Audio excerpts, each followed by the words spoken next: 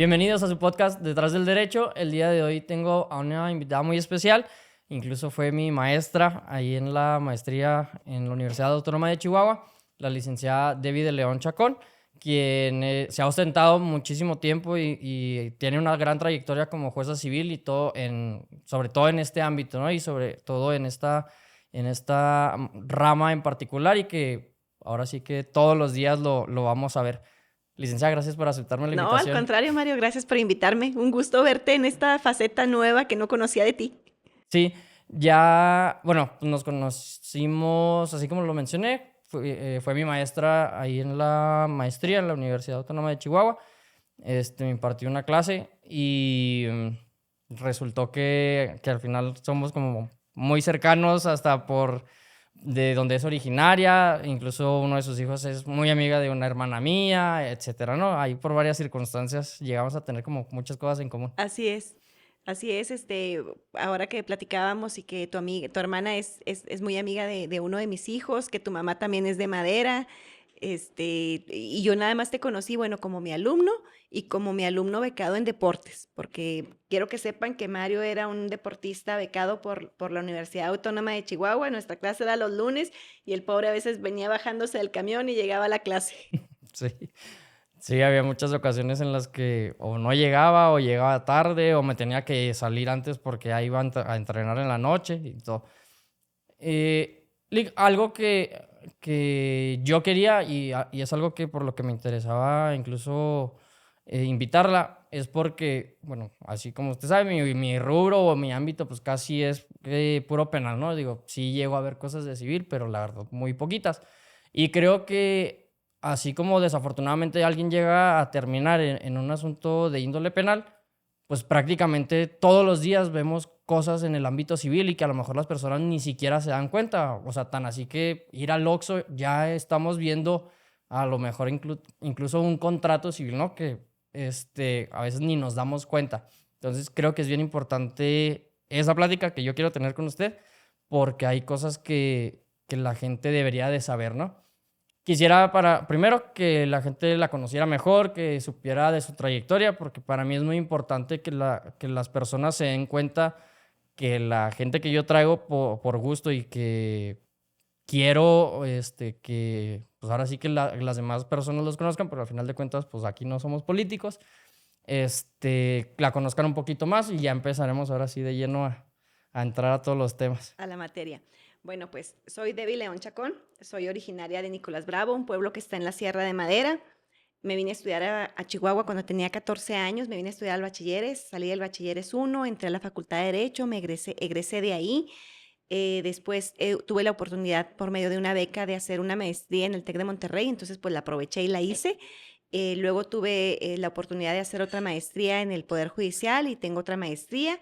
Después tuve la oportunidad también por medio de una beca también de excelencia de hacer el doctorado en la Universidad de Baja California, donde obtuve el grado summa cum laude, que el grado es, bueno, es la máxima distinción a la excelencia académica. Tengo un diplomado por el Instituto de Investigaciones Jurídicas de la UNAM en Derechos Humanos, múltiples cursos y talleres. Soy maestra, como ya se habrán dado cuenta, en licenciatura, en maestría y también doy clases en doctorado. Doy bastantes, combino mi faceta pues de mamá. Soy mamá de 3 jóvenes, de mamá, de maestra y de funcionaria judicial. En el ámbito ya profesional, por ejemplo, ¿qué cargos has desempeñado durante estos años En el Poder en el Poder Judicial, Judicial? todos. Fui desde notificadora cuando estaba en cuarto de Derecho, que ahí presté mi servicio social, me quedé un tiempo como meritoria, no hubo un cargo para mí, me salí y después entré como actuaria. Después fui defensora de oficio. Bueno, primero, perdón, secretaria de juzgado en primera instancia y luego después fui secretaria de sala. He sido secretaria de sala en sala civil y en sala familiar y también secretaria de juzgado en juzgado civil y en juzgado familiar. Posteriormente, durante más de 9 años, ejercí como jueza civil y hace un mes soy secretaria técnica comisionada a la Comisión de Disciplina del Consejo de la Judicatura del Poder Judicial del Estado. Así es que pues prácticamente he recorrido todos los cargos, incluyendo hasta el de magistrada, porque cuando la licenciada no estaba en la sala que yo trabajaba, bueno, pues yo me quedaba encargada en funciones, ¿no? Ok. Hay algo que yo quisiera que justo ahorita, antes de grabar, le comentaba, ¿no? Que hay como mucha confusión en qué es materia familiar, civil, es la misma, no es la misma, se ve lo mismo. Porque al final de cuentas, a lo mejor, así como repito, en mi ámbito, pues el ámbito penal, pues prácticamente lo relacionamos con los delitos, ¿no? Que es como muy fácil de identificar que es esa rama en especial. Pero en la civil, en la familiar, como que a veces existe esas confusiones, e incluso aquí en el estado de Chihuahua tenemos algo peculiar, ¿no? ¿Qué sería así como en simples palabras, si lo queremos ver así? ¿Qué es lo que abarca la materia civil? ¿Qué es lo que abarcaría la materia familiar? Es muy fácil que se confunda, porque en el código, en nuestro código, venía la parte civil y la parte familiar en el mismo código, entonces era muy fácil que se confundiera y que se pensara lo mismo, ¿no? Y aparte se trata de cuestiones de personas. Lo que distingue ahorita la materia civil de la materia familiar es que la materia civil vemos todo lo que tiene que ver con contratos, cualquier contrato, como decías tú, ir al Oxxo y comprar una soda, unos chicles, eso es un contrato de compraventa.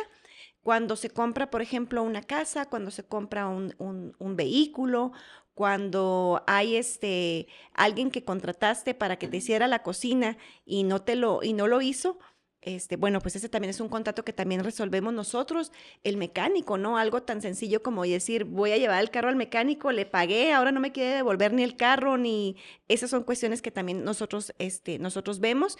Y también una área, bueno, algo que es la prescripción, la reivindicatoria, que es cuando una casa es tuya, por ejemplo, y no te la quieren regresar. Eso es una acción que nosotros también vemos. Cuando, no sé si hayas oído eso de que, después de vivir 5 años en la casa es tuya. Eso se llama prescripción. Eso también es algo que nosotros vemos que no es propiamente así. Hay ciertos requisitos que la ley establece para que puedan ser de esa manera. Y algo que sí vemos nosotros también es todo lo que son sucesiones, es decir, las herencias. Con testamento y sin testamento. Chihuahua es el único estado que materia de sucesiones, es decir, que todo lo de las herencias vemos los jueces civiles y no lo ven los jueces familiares, que en sí es propiamente un área familiar, pero por disposición legal en Chihuahua, en el estado de Chihuahua, lo vemos los jueces civiles. Ok. Porque, bueno, antes de arribar a eso, que de las herencias, de los testamentos, que creo que es algo muy importante y que la gente debe de saber sí o sí, porque en serio yo me he topado con cosas, las poquitas experiencias que tengo en ese tema, han sido como, híjole, es que si desde un principio se hubiera hecho tal cuestión, se hubiera arreglado o ni siquiera estaríamos en estas instancias, ¿no? Pero, por ejemplo, ¿qué sería así lo más común que llega a ver un juez civil, tanto y un magistrado civil? En materia de sucesiones, Sí, que no hay testamento y que la familia se deshace. Los pleitos son tremendos por una cuchara, una servilleta, se están peleando. No se diga cuando hay una casa, ¿verdad? Esas son cuestiones complicadas que es difícil porque son cuestiones que atañen a la familia. Entonces, eso genera ruptura entre las familias y pues son asuntos muy tristes y muy lamentables. En mi caso como juez, pues siempre he tratado de que logren mediar, ¿no? Porque creo que el mejor arreglo es el que pueden hacer entre ellos mismos y tratar de lograr esa parte en la que todos se vayan conformes y que entiendan que no todos se pueden quedar con todo, sino que una parte a cada uno, porque nunca falta el hijo que dice, no, es que a mí mi mamá me dijo que esta casa iba a ser mía. Bueno, pues hacen unos pleitazos. Creo que ahí, pues la recomendación siempre es hacer testamento, aun y cuando haya gente que considera que no. Y es bien sencillo, se hace un testamento hológrafo, que esa es la palabra técnica, pero lo que significa es que ustedes lo escriban de su puña y letra, vayan al registro público de la propiedad, ustedes hacen dos, uno se queda en el registro público, el otro se queda con ustedes y ustedes se lo entregan ahora sí a quien más confianza le tengas. Al momento de que fallece la persona que hizo el testamento, se presenta ese, el juzgado lo manda a traer el otro del registro público, se cotejan, se cita a las partes, antes de abrirlo, ¿verdad? Se cita todas las partes y en presencia de ellos se abren y entonces sí se determina quién se queda con qué de la herencia, ¿no? Y esto es muy importante que la gente lo sepa. Nosotros como juzgadores lo que siempre, siempre vamos a cuidar es que la voluntad de quien está dejando la herencia se cumpla en los términos en que la persona, en la que la persona lo hace, ¿no? Porque luego Dice, no, es que a mí me había dicho que la tele me la iba a dejar. Pues no, la tele se le está dejando al otro hijo, ¿verdad? Entonces, en los términos en que ellos digan, así se hace. Ok. ¿Cuáles serían? Porque yo he escuchado, híjole, de mucha gente que me llega a preguntar incluso por redes sociales o que escucho incluso cuando vienen clientes a preguntarme como cuestiones. ¿Cuáles serían como los mitos o sí, yo creo que los mitos que cree la gente hoy en día respecto a los testamentos, respecto a la herencia? Pongo un ejemplo rapidísimo. Cuando dicen, no, es que ella, mi mamá de viva voz, así lo que comentábamos, ella me dijo que esta casa era para mí. Y yo, pues sí, pero yo cómo le hago para saber que efectivamente fue o que efectivamente te dijo eso. O sea, no hay nada estipulado y al final de cuentas, en este caso, pues decimos, pues es que sin papelito no vale nada, me explico. ¿Qué otras cosas serían así como que la gente llega a pensar de los testamentos o errores más comunes que llegan a cometer? Algo bien importante es que los testamentos no se tienen que renovar cada año. Si tú haces un testamento y en él estableces a la persona que le vas a dejar los bienes o a las personas que les vas a dejar los bienes y el siguiente año sigues pensando que las mismas personas son a los que vas a heredar, no es necesario renovarlo, porque hay una creencia equivocada que el testamento se tiene que renovar cada año, entonces eso es costoso. Sí. Entonces, mientras no cambien de herederos, mientras no cambien a las personas a las que les van a heredar, tienen que seguir siendo, no tienen que cambiarlo para que no genere un costo. Y eso es algo lamentable que ahora que hemos estado en este proceso, hemos visto a las personas que acudían cada año a cambiar los testamentos. Entonces, pues no es necesario que lo hagan. Y también, pues de palabra no hay nada, es importante que si a ustedes su mamá les está diciendo que les va a dejar la casa, como en el caso que te plantearon a ti, bueno, pues que la lleven al registro público y ahí su mamá de puño y letra haga el testamento diciendo que efectivamente la casa se la va a dejar a esa persona, porque entonces sí, se mandan traer y se hace el procedimiento. Y algo muy interesante que hay ahorita es que hay un procedimiento sumamente abreviado para que lo entiendas en materia penal, que se presentan todos los requisitos en el juzgado, ya con avalúo, con la repartición de la herencia, todo, y comparecen las personas y en esa misma audiencia se acaba todo, se agotan las etapas de un juicio sucesorio, que es un juicio de herencia, y ahí mismo el juzgado manda a la notaría que se escriture y ahí se acaba en una sola audiencia. A ese se le denomina el que es el especial, ¿no? Es un procedimiento especial, es Ok. un sucesorio especial. Puede ser testamentario o intestamentario, es decir, con testamento o sin testamento, porque también hay que decirlo, Mario, hay familias que van súper organizadas y dicen, no, efectivamente, mi mamá siempre dijo que la casa se la iba a dejar a mi hermano fulano, entonces todos estamos de acuerdo y venimos a ceder los derechos. Me decías de los mitos. ¿Qué otro mito hay? Cuando dicen el repudio y la cesión de los Sí. derechos. Son cuestiones distintas y es importante que la gente sepa que son diferentes. El repudio es decir, yo no quiero nada y repártanselo donde, como quieran. Y la cesión es decir, yo no quiero mi parte y se la voy a ceder, es decir, se la voy a dar a mi hermana fulanita. Ok. Es decir directamente a quién se la van a dar. Esos son los tipos de confusiones que ocurren de manera común en materia de sucesiones. Entonces, el repudio sería, ¿sabes qué? Yo no quiero lo que dejó mi mamá, si es la casa y somos cuatro, pues yo no quiero ese 25% que me correspondería, ¿no? Así Pues es. ahí divídanselo entre ustedes, háganse garras ustedes, como Así así es, en en simples lugar palabras. del 25, a tus hermanos les tocaría el 33.33333, ¿no? Sí. Así es, y la sesión sí sería, bueno, yo se lo voy a dejar a mi hermano el mayor y eso, él tendría en lugar del 25, tendría el 50% porque tendría tu parte y la parte de él. ¿Él? Ujú. Ah, ok. Algo que yo, así, incluso casi antes de grabarle, le mencionaba que, a ver, para mí, cuando yo veo que vienen con un testamento y dicen, no, ¿sabes qué? Yo a mis, digo, pues ya en caso de que haya fallecido el esposo, ¿no?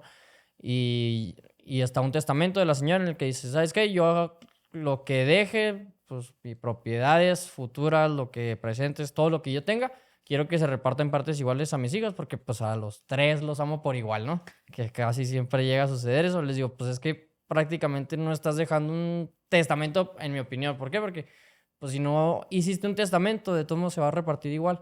Entonces digo, como para qué hacer hasta el gasto innecesario en esa cuestión. Y lo que decíamos, a lo mejor son los hermanos más unidos del mundo, pero hay 5 pesos de por medio y se hace, o sea, llega a escalar o sea, llega a escalar demasiado pues ese problema, ¿no? Las familias se deshacen, Mario. Sí. Se deshacen completamente por las herencias. Que si le tocó más, que si le tocó menos. Y bueno, en esta situación que tú planteas de cuando dicen, no, es que yo les voy a dejar a mis hijos por partes iguales porque los tres los quiero igual, ¿no? Sí, pero ¿qué pasa si uno de tus hijos fallece? Ahí ya entran tus nietos. ¿Y qué tal si sus nietos no se llevan bien unos primos con otros primos? Entonces ahí es donde colapsa todo. Entonces creo que definitivamente sí es mejor dejar un testamento, el testamento hológrafo, el que vas y haces de tu puño y letra ante el registro público de la propiedad. Es una cuestión bien sencilla. Tiene la misma validez que el testamento que puedes hacer ante un notario. Entonces creo que sí es importante hacerlo porque ahí los sobrinos heredarían la parte del hijo. Entonces, ¿qué tal si entre los propios hijos no se empiezan a llevar bien? En un mundo ideal sería, bueno, pues, y natural, ¿verdad? Yo fallezco, mis hijos se quedan en partes iguales cada uno, pero ¿qué tal si uno de mis hijos, si yo fallezco y luego posteriormente fallece uno de sus hijos y sus hijos están peleados entre ellos mismos o con los primos? Entonces ahí es donde los asuntos se complican y se complican bastante, ¿eh? Sí, o también llega a suceder que bueno, es un bien inmueble que a lo mejor entiendo pues como ese valor sentimental que tienen las personas porque, oye, pues es que nada más, nada más mis papás tenían esta casa y es lo único que nos dejaron. Y hay 2 hermanos que quieren vender la propiedad y otros 2 hermanos que dicen, no, es que es la casa de mis papás y yo quiero estar ahí. Y también es una pelea de nunca acabar con que se vende, que no se vende. Bueno, dame mi parte. Pues no, no tengo para darte tu parte. Entonces, pues vendamos. No, pues no quiero vender. Entonces, siempre llega a pasar también esa cuestión, ¿no? ¿Qué sería, por ejemplo, así ya como juez que ha estado muchos años, que ha visto ahora sí que pues estos problemas diario? ¿Cuál sería así como una recomendación que le pudiera dar a esas personas para no terminar en un tribunal con varios pleitos que incluso son pleitos de años, incluso donde inician los propios hermanos y luego resulta que ya hasta los nietos son los que siguen con ese procedimiento y pues es un cuento de nunca acabar, ¿no? Que hagan un testamento. Que hagan el testamento hológrafo, que acudan al registro público, que establezcan cuál es su voluntad, si consideran que tienen que les da más certeza o que se sienten más confiados hacerlo con un notario, que lo hagan ante un notario y establezcan bien clarito. La cortina de la sala azul que mide 2 por 4 se la voy a dejar a mi hija fulanita. Y el sillón que tengo en el rancho se lo voy a dejar a mi hijo fulanito. Que especifiquen bien, Ok. porque luego es muy lamentable, como dices tú, la muerte, pues, es algo que todos tenemos, desgraciadamente, es un proceso natural, ¿verdad? Que todos tenemos y al que todos vamos a llegar en algún momento de nuestra vida para terminarla. Entonces, decían por ahí, no herede problemas, haga testamento. Realmente lo considero que debe ser de esa manera, porque también hay familias en que mis respetos, ¿eh? O sea, se acomodan y todo lo hacen de manera correcta. La mayoría de los casos, lamentablemente, no es así. La mayoría de los casos son pleitos y se deshacen familias, no les hablan. ¿Cuántas noticias vemos, Mario, de que por rencillas familiares, por un terreno, el primo acuchilló al otro primo y ya se convierte en tu materia, ¿verdad? Que ya sería penal, o que se agarraron a golpes, o el típico de la cena de Navidad de la Sí. pelea de la abuela con la abuela por Los los terrenos. terrenos. Entonces, mi recomendación siempre es que se haga un testamento hológrafo, sobre todo donde hay bienes, donde hay muchos bienes. Bueno, y aunque haya uno solo, a veces se pelean. Y uno dice, no, es que yo tengo mis hijos tan unidos, tan buenos, tan eso. Realmente hay problemas porque aparte, pues nosotros como papás no sabemos con quiénes se van a casar, ¿verdad? Y la pareja definitivamente siempre influye en nosotros, ¿no?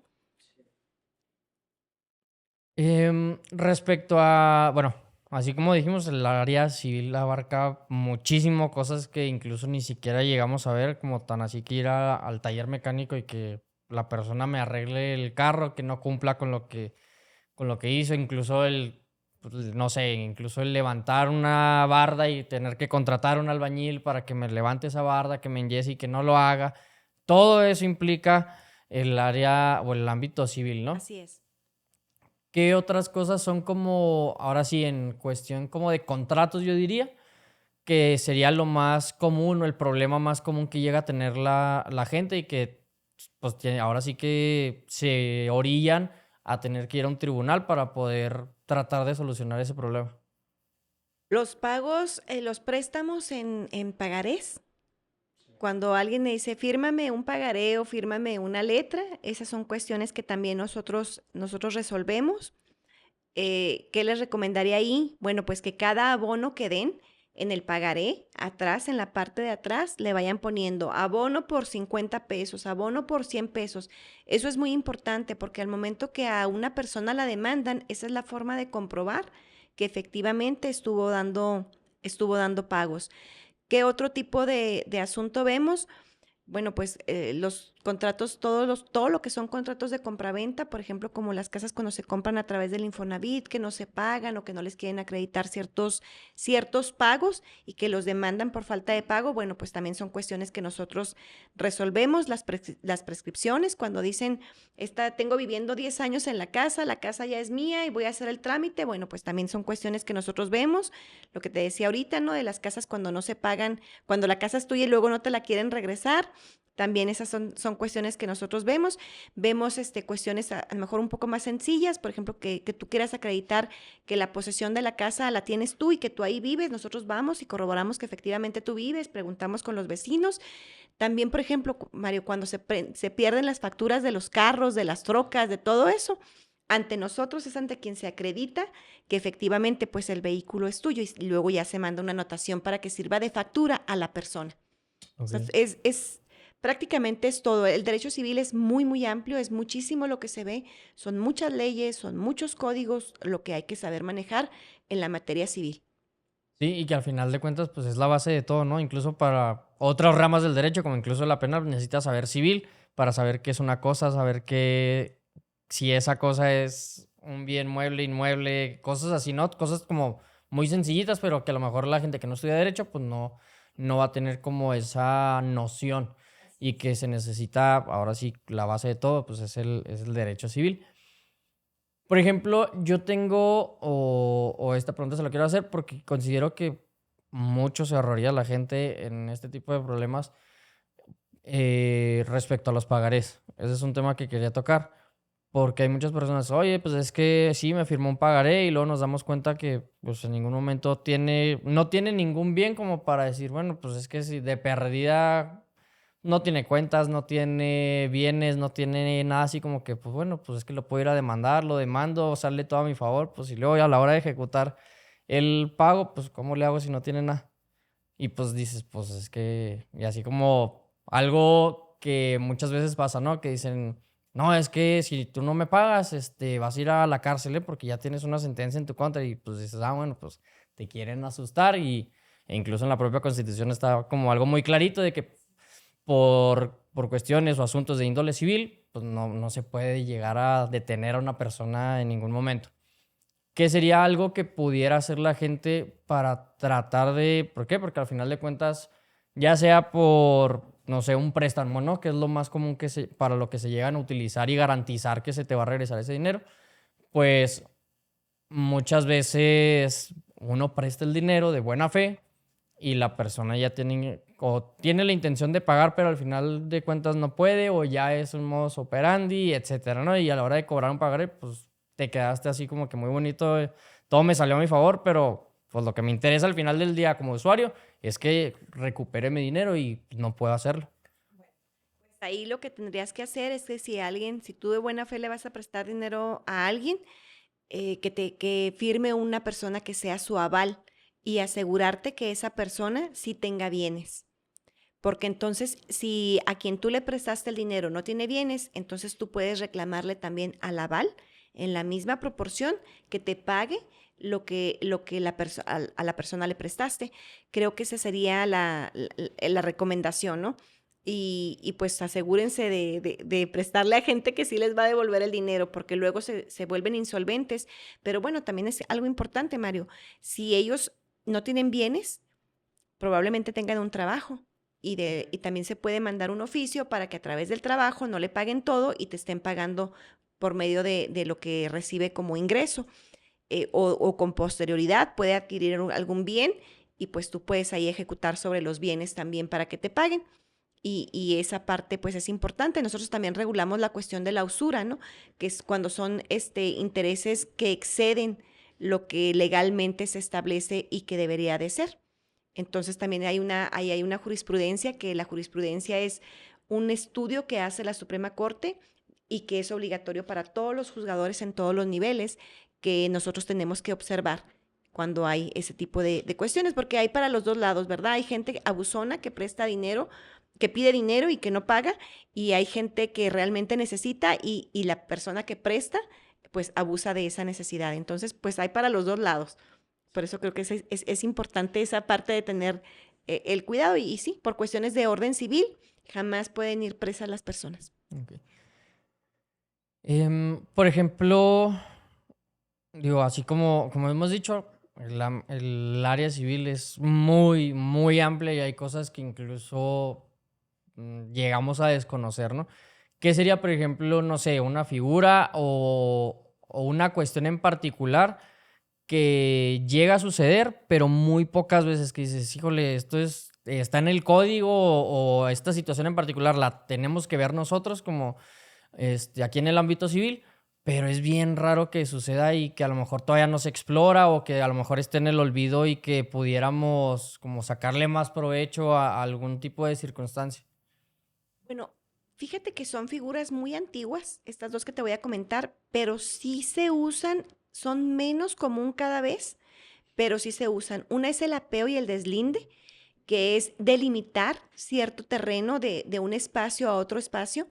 Es más común en las zonas rurales, que se hace por medio de mojoneras. Las mojoneras son unos montones de piedra que distinguen de dónde a dónde se va a dividir. Y ahí lo que se hace es que se pone una mojonera, es decir, un montón de piedras, y de donde ves hasta donde ves el punto de la siguiente, hasta ahí está delimitado.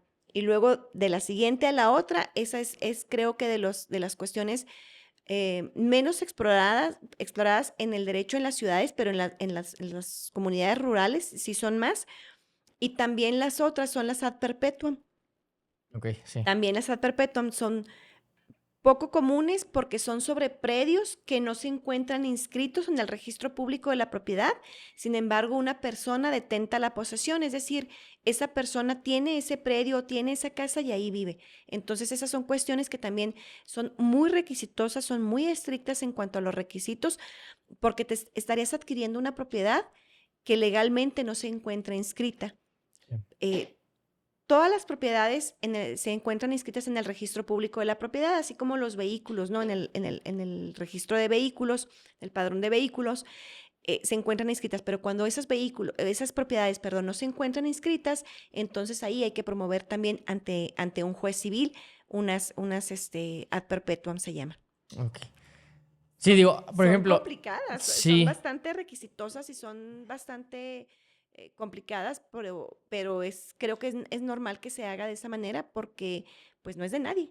Sí, y aparte por la naturaleza de la complejidad de, oye, pues saber quién tiene mejor derecho, quién no, etcétera, si es ahora sí que tierra olvidada por Dios y pues a quién le corresponde, ¿no? Pero por ejemplo, lo del apoyo y deslinde, considero que es bien importante porque incluso creo yo, que en muchas ocasiones se abusa del derecho penal en temas que, si los analizas, son de índole civil. Por ejemplo, no sé, el tema de los pagarés. Es muy común que se utilice por obvias razones oye, pues es que ya sé que no tiene nada, que cómo me va a pagar, que a lo mejor pues es más tardado y pues oye, pues voy a tener que esperar 5 o 10 años a que se le olvide a este hombre que me debe y en cuando inscriba algo, pues ahí ahora sí voy a cobrar, pero pues de aquí a que pase eso, prefieren como medio de presión, utilizar el derecho penal y decir, es que me cometió un fraude. Pues no, o sea, únicamente pues no cumplió con un contrato, por ejemplo, de una compraventa o cuestiones de esa. Y llega a pasar mucho también en los despojos. Que dices, oye, es que me está invadiendo mi espacio de mi terreno porque ya construyó y mira, este terreno es mío.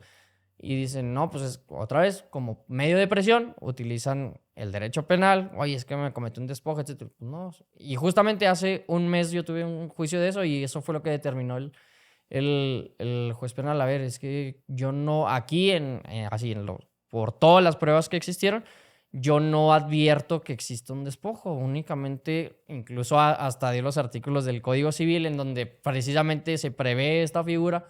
Oye, pues tan fácil como que te hubieras ido allá y, oigan, pues hagan sus medidas, todo, coordenadas y todo, y pues ya sabemos a quién le corresponde tal predio, ¿no? Este, las servidumbres también. También es una cuestión muy común que hagan y que digan, es que es despojo, ¿no? Pues estoy pidiéndote un paso, que a final de cuentas eso es la servidumbre, ¿no? Construyen un predio enfrente y cierran el paso y la persona que está en la parte de atrás dice, oye, es que yo necesito pasar. Entonces se construyen o se establece o se promueve un juicio de una servidumbre para que la persona tenga acceso. También, por ejemplo, vemos las responsabilidades civiles que Ok. también en materia penal tiene esa parte de la responsabilidad, ¿no? Pero a final de cuentas, materia civil es la que ve todo lo que es responsabilidad civil en cuanto a, no propiamente como reparación del daño, que sería en materia penal, pero sí como una restauración en relación a la responsabilidad por cierto acto que se cometió, ¿verdad? Y pues ahí hay muchas cuestiones. La Corte hace unos pocos de años emitió como el precedente en relación a un asunto que ocurrió de un joven que murió electrocutado en una alberca en Acapulco. Ok. Y decían, era hijo único de los papás, no tenían más hijos, el joven había estudiado en el ITAM, entonces hicieron así una especie de tabulación tenía 25, 26 años, acababa de salir, tenía 2 años trabajando y fue por un problema de una lámpara que estaba abajo De en la la alberca. alberca, hizo un corto y cuando ellos se meten al agua, el joven fallece intentando salvar a la novia y a otra pareja de amigos que iba con ellos. Entonces, ese es uno de los precedentes más importantes que existe en materia de responsabilidad civil y que la Corte se pronuncia en relación a eso, ¿verdad? Porque primero estaba la parte de la materia y de la jurisdicción, que decían unos, no, pues es que nosotros tenemos, imagínate, era una empresa de esos de los grandes resorts a nivel mundial Ok. y decían, lo único que tenemos son 500,000 pesos, o sea, esa es nuestra constitutiva, ¿no? Entonces el estudio que hace la Corte está muy interesante y son cuestiones que nosotros estamos empezando a ver como temas novedosos, ¿no? A ver. Es responsabilidad civil. Lo otro que te decía, bueno, son figuras antiguas, pero son figuras que todavía surgen, no muy comunes, pero todavía se dan, pero la responsabilidad civil creo que es un tema nuevo. Y luego también en relación a los pagarés, Mario, es importante precisar que hace un poco de tiempo el Poder Judicial de Chihuahua se especializó, entonces ahora tenemos jueces mercantiles y jueces civiles, y ahora los mercantiles son lo que ven los pagarés, pero hasta donde yo estuve un poco antes, un año antes de que dejara de ser juez civil, 2 años antes, todavía se veía por los jueces civiles toda la materia mercantil, pero aún así ahorita la elección es para jueces civiles sin hacer la distinción con mercantil. Ok. ¿Cuáles han sido, digo, hay cosas, yo creo que o implican mucho dinero, o implican muchos intereses, o implica ahora sí que, pues, el tener unida a una familia o el que esa familia se vaya a deshacer? ¿Cuáles son los asuntos que ahorita recuerda que le hayan marcado, que hayan sido así como relevantes por lo complejo, por lo que decíamos, ¿no? Que hay veces que dices, bueno, pues es que este asunto así como que es uno más de, así como sencillito, y de repente empieza una bola de nieve y que se hace más grande y más grande y más grande y que parece no tener un final, ¿no? ¿Cuáles son los asuntos que más recuerda de así de haber resuelto, de haber conocido ahora sí que pues en este ámbito civil? Hay un asunto en materia de sucesiones, precisamente de herencias, que la persona fallece, tiene una segunda familia. Las niñas de la segunda familia son unas niñas pequeñas. Había mucho, mucho dinero de por medio y los hijos mayores empiezan a promover el juicio. Se hace el juicio, pero la familia pequeña estaba en otra localidad. Entonces, cuando nosotros mandamos pedir los oficios al registro civil, pues no aparece nada de ellas. Y años después, 4 años después, llega la familia de las niñas, bueno, de la familia pequeña, a decir, oiga, pues es que, ¿qué está pasando? Nos fueron a sacar del rancho, un rancho donde vivían ellas, y dicen los hijos del que fue su esposo, decía la señora, pues dicen que ahora es suyo y que tiene que volver. Entonces llegan al juzgado y ahí algo importante es que los juicios sucesorios, todo lo que son herencias, no causan estado, es decir, no quedan firmes. ¿Y qué lo que pasa? Bueno, pues que el juicio se vuelve a abrir y ya no eran herederos únicamente los 4 hijos mayores, sino también eran herederos los 4 hijos menores. Entonces se Ok. vuelve a abrir y hay que volver a repartir todo y se tiene que volver a hacer, porque aparte ellos tenían el conocimiento de los hermanos pequeños. Eso fue algo que para mí muy impactante, ¿verdad? Porque decía yo, cómo ellos ya siendo hombres hechos y derechos, dejaron a unas criaturas porque había hasta un bebé, cuando presentan a la criatura tenía 4 años, o sea, el señor fallece en un accidente aplastado por una máquina sembradora, y tenía un bebé de 3, 4 meses. Entonces cuando ya lo presentan, bueno, pues eso fue uno muy, muy impactante, ¿no? Otro es muy impactante y es muy triste ver hijos confrontados con los papás, con la mamá, porque la mamá es heredera, porque los hijos quieren más, porque es tan triste y es tan terrible ver a la mamá pelearse con el hijo por una troca, por una casa, o a los hijos queriendo sacar a la mamá de la casa. Es terrible, entonces son asuntos muy feos, algo que me dejó impactada. Cuando yo llego a uno de los juzgados en los que he estado, había un asunto de desalojo, el asunto ya estaba terminado, estaba por sentencia, todo. Cuando van a desalojar a la señora, el actuario asienta en la constancia que la señora abre un tanque de gas y está con un encendedor y amenaza con que va a quemar la casa y los va a quemar a ellos porque iba acompañado de policía y tiene una hija que tiene retraso. Entonces, ¿cómo solucionas esa parte, no? ¿Cómo resuelves algo tan complicado porque dejas a la señora sin casa y dices, es que yo no tengo dónde irme y mi hija no está bien, entonces yo prefiero morirme aquí a andar rodando por las calles? Y era un asunto que, como dices tú, pues para mí era algo sencillo porque ya estaba terminado, ya estaba la orden, ya estaba concluido el asunto, estaba firme, etcétera. Y bueno, ahí lo que hice fue hablarle al DIF y por medio de una asociación en el que le consiguieron una casa a la señora para que se pudiera ir ella con su hija y estar vigilando que efectivamente pudiera ser, porque incluso una segunda vez que intentaron ir, la señora sí prendió el tanque de gas, gracias a Dios no pasó nada, ella misma lo cerró porque le dijeron que no lo iban a sacar. Y pues bueno, pero sí fue muy impactante. Imagínate qué trascendente que pase eso. También lo que platicábamos ahorita, ¿no? De la familia mató al primo con un cuchillo por cuestiones de herencia. Entonces son cuestiones muy impactantes y son muy, muy lamentables.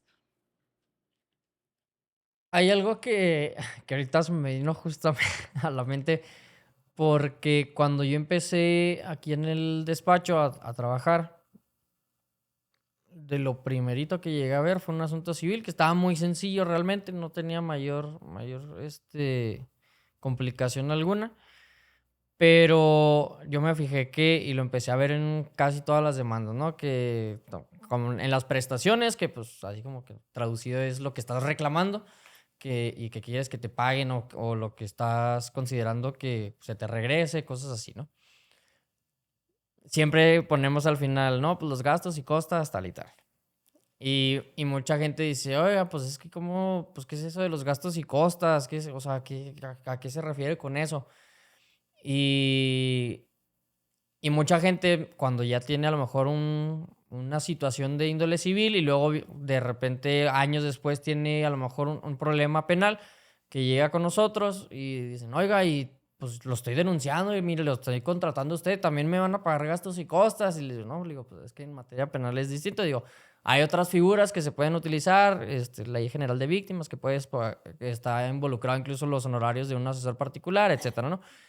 Pero quisiera que nos explicara porque puedo jurar y yo creo que no voy a mentir que la mayoría de los estudiantes de Derecho que en cuanto van y hacen sus prácticas, su servicio, que van a un despacho, que empiezan a trabajar, pues se ponen así como, pues también gastos y costos, pero no tienen ni la menor idea de qué significa, qué es lo que, o sea, qué implicaciones tiene. Oye, pues cómo acredito esos gastos y costos para que sí se lo retribuyan a la persona.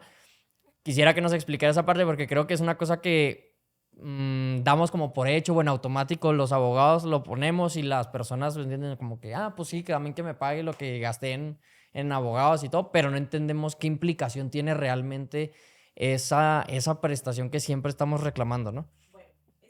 Que lo sepan, qué bueno que lo mencionas. Los gastos y las costas son todas las erogaciones, es decir, todo lo que tuviste que pagar para que se lleve a cabo el juicio.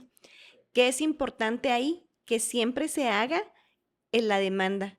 Tú tienes que presentar qué es lo que estás gastando, qué es lo que vas a gastar, cuánto te está costando, porque si tú no lo estableces es como una liquidación. Sí. No acreditas nada y tienes que demostrar que efectivamente lo estás cobrando, ¿verdad? ¿Qué pasa ahí? A ti te contratan como abogado y dices tú, yo les voy a cobrar 50 pesos por llevar el asunto. Entonces, ¿eso qué es lo que estás haciendo tú? Pues estás generando un gasto. Entonces, ese juicio, si la persona lo gana, en teoría te lo tiene que pagar la otra parte. Entonces, ese dinero ya no sería tuyo del abogado, sería de la persona que lo pagó, o bien tú de ahí lo pagas, ¿no? Pero sí es bien importante establecer en qué van a consistir los gastos, en qué van a consistir las costas, porque si nada más dices, y los gastos y costas que se generen, pues es como decir, eh, quiero que esta pared que tiene este marco tan bonito sea mío. ¿Por qué? O sea, ¿por qué tiene que ser tuyo? ¿Por qué quieres que te lo regresen? ¿Por qué te lo tienen que devolver, no?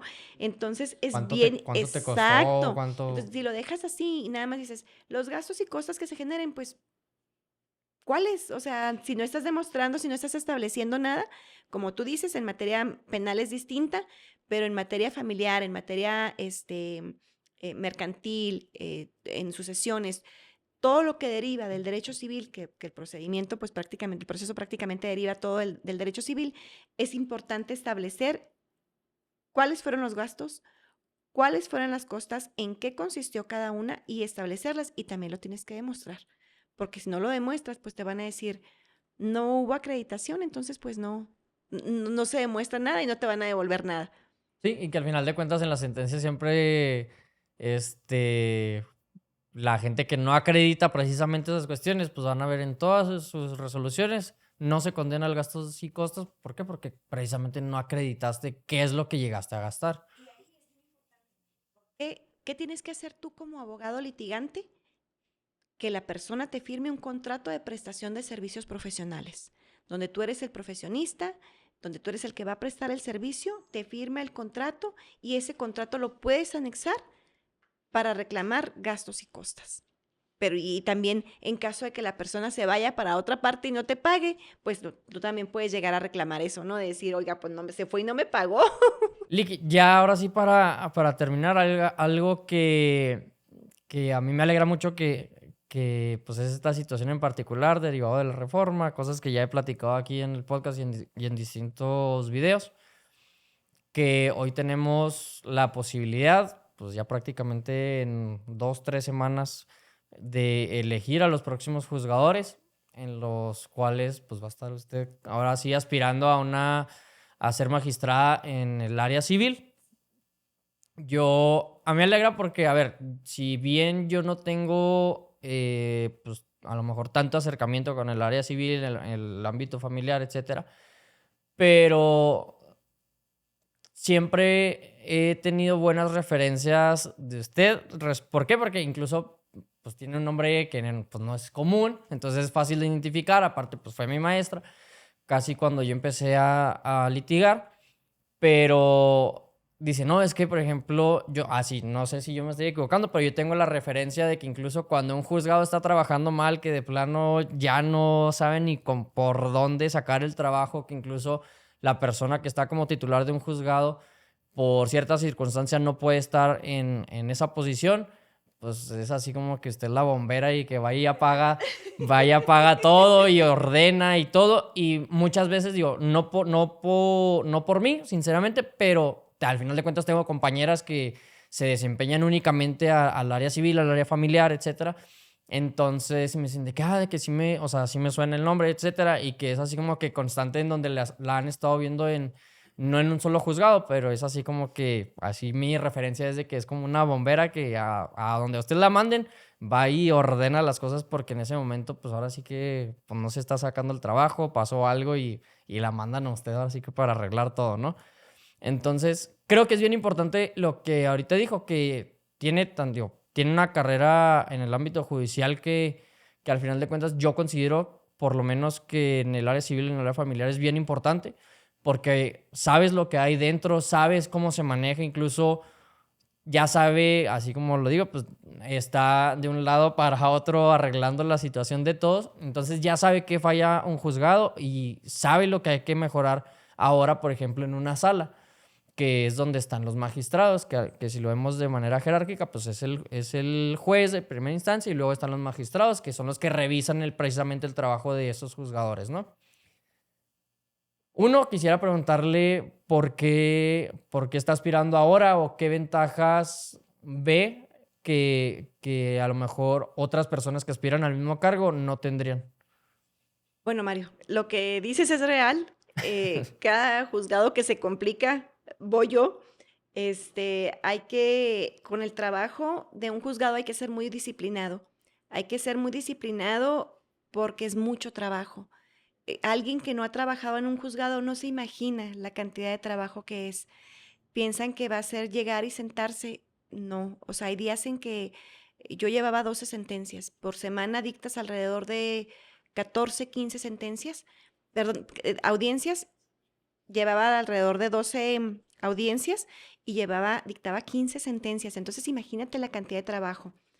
Hay que organizar, hay que ordenar. Efectivamente, he llegado a juzgados tremendos que me ha implicado desde muy temprano hasta muy noche, sábado y domingo, para poderlos arreglar, pero bueno, pues se ha arreglado. ¿Qué me hizo decidirme para ser candidata a magistrada? Creo que tengo la experiencia, creo que tengo el conocimiento, conozco el juzgado, conozco el poder judicial desde adentro, sé cómo funciona un juzgado. Yo soy alguien que puede hacer un acuerdo y subirlo a la lista, sé cómo se hace la lista, que son cuestiones técnicas en cuanto a un juzgado, cómo funciona, ¿no? Un acuerdo es aquello que nosotros le contestamos a las personas, que se tienen que publicar en algo que se llama lista, que son no más que unas hojitas. Entonces yo lo sé hacer, físicamente lo sé hacer, tengo el conocimiento jurídico, tengo la preparación, siempre me estoy preparando, procuro y me ocupo también de que mis alumnos aprendan lo que yo sé, porque creo que uno tiene que transmitir el conocimiento siempre. Entonces, cuando yo llego a un juzgado, yo no únicamente trato de arreglarlo, también trato de enseñarle a la gente. Y en el lugar en el que yo estoy, siempre trato de aprender, siempre trato de enseñar lo que yo sé y también aprender, ¿verdad? Porque siempre aprendes de todas las personas. Eh, si yo les dijera, o lo que me comentabas ahorita en relación a mis compañeras que también están contendiendo, o al resto de las contendientes, ¿verdad? Incluso hay personas a las que no conozco, pues yo les diría a las personas que revisen sus perfiles, está la página de Conóceles del IE, Sí. para que vean si tienen experiencia, si tienen la preparación, porque a veces no es suficiente con que sepas la receta del pastel. Tienes que saber y tienes que haber hecho el pastel. Entonces, también a veces no hay que saber, hay que estar frente a un juzgado para saber cómo funciona un juzgado. Sí. Yo he estado frente a un juzgado, he estado frente a una sala, sé cómo funciona un juzgado, sé cómo funciona una sala. Tengo compañeras que están en la contienda, que tienen mucha preparación, pero a lo mejor nunca han estado frente a un juzgado. O tengo compañeras que han estado frente a un juzgado, pero no tienen la preparación.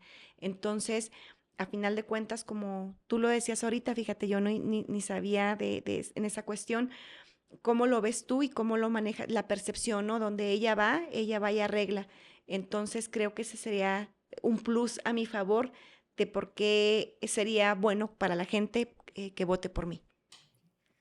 Digo, ya por último me gustaría saber, por ejemplo, digo, acá en el ámbito penal, pues ya más o menos uno sabe que, por ejemplo, tardan 7, 8 meses en resolver en el recurso de apelación, que es como que pues, lo que se llega a ver, ¿no? Lo que llegan a resolver los magistrados, entre otras atribuciones que tienen claramente.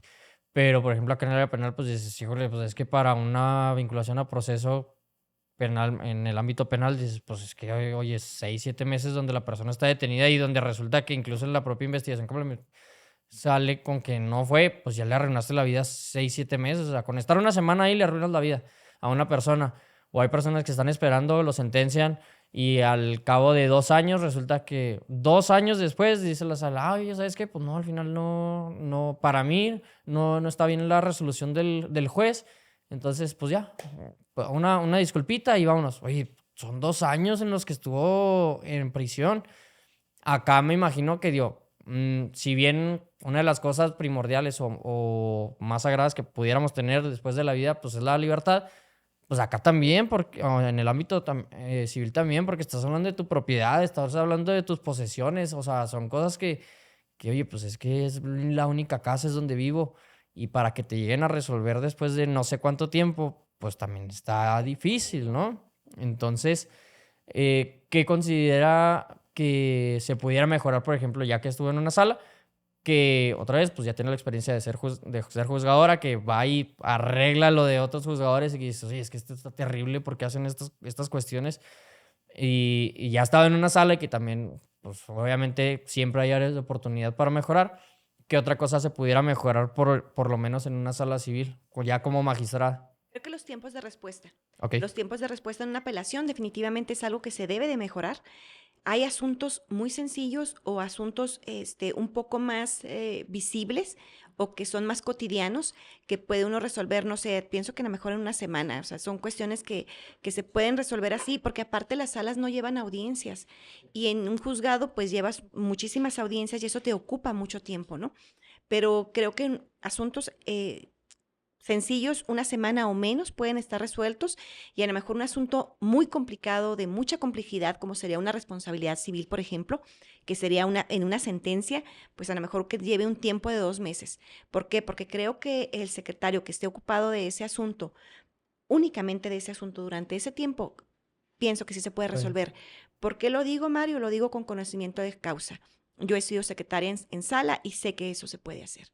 Entonces, eso también creo que es algo de lo que me beneficia o de lo que contribuye, ¿no? A mi formación, de decir, sí se puede, porque yo lo he hecho y sé que se puede hacer. Lick, ahorita ya, pues digo, hay 1000 colores, hay 1000 boletas que vamos a ver en estas elecciones. ¿Dónde va a aparecer su nombre? ¿Con qué número? Digo, es distinta la forma en que se va a realizar esta elección respecto a los juzgadores o para todas estas personas que van a aspirar a diferentes cargos en el Poder Judicial. ¿En dónde la van a poder encontrar a usted aquí en el estado de Chihuahua? Mi votación, como es para magistratura, es en todo el estado. Es la papeleta rosa. Es una boleta rosa un poquito más fuertecito. Las mujeres sí podemos distinguir los rosas. Es el rosa más fuertecito que les van a entregar de las papeletas rosas porque van a haber varias boletas rosas que van a entregar. Sí, porque... La de la magistratura civil es un poquito más fuertecita. Dice arriba magistratura civil. Dice del lado de mujeres, yo soy la número 05. Ok. 05. ¿Por qué es importante el 05? Bueno, pues porque hay 15 y hay 25, ¿verdad? Entonces hay que poner 0 y el 5 para que quede bien claro. León Chacón Devi. Ese es mi número y ese es con el que estoy ahorita contendiendo. Ok, perfecto. Lick, gracias por aceptarme la invitación. De verdad, hay muchas cosas que yo quisiera tocar, pero entiendo que pues ahorita andamos todos a gorro por todos lados.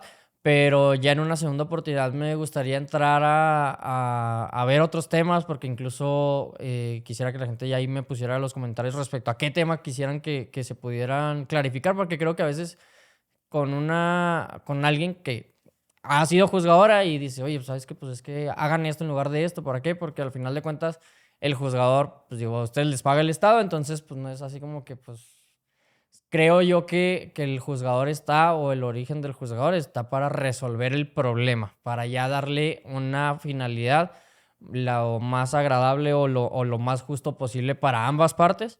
Entonces, espero me acepte una segunda invitación Claro que para sí, después hablar encantada. de varios temas. No sé si quiere agregar algo más. Em, ¿En dónde la pueden seguir, por ejemplo? No sé si tiene ya redes sociales. sí, tengo el Instagram, ¿Ok? es Debbie León Chacón 05. En el Facebook también, que es Debbie León Chacón Ok. y Debbie León. Esas son mis páginas y también en el TikTok Debbie León Chacón Ah, ok. Muy 05 bien. también. Perfecto. Ahí me pueden seguir. Tengo un martes de preguntas y respuestas Ah, que ok. procuro dar Súper respuestas bien. a lo que me preguntan en redes sociales, porque luego, como dices tú, ¿verdad? Pues hay muchas cuestiones. La verdad es que hemos tenido muy, muy buena respuesta. Hay días en que acabo ya a veces muy noche y en la mañana empiezo y al siguiente día, pero todo lo estamos contestando. Ah, Todo, ok. todo lo contesto y todo lo contesto yo. Igual en redes sociales, todas las respuestas que tú puedas ver en mis redes, las hago yo. Ah, ok, perfecto. Bueno, entonces aquí voy a dejar las redes sociales para que la puedan seguir, para que incluso pues, se interesen más, porque creo que sí, en este tiempo en particular la gente debería de involucrarse más, porque ahora sí que el día de mañana, desafortunadamente, cuando estén en un juzgado, necesitamos gente con experiencia, gente que sepa y que no vaya a experimentar sobre todo, ¿no? Me pueden seguir a mí en mis redes sociales, en Facebook, en Instagram, en YouTube, en TikTok, como Mario Banderas Legal. Y bueno, nos vemos en un siguiente episodio. Gracias, Mario. Hasta luego.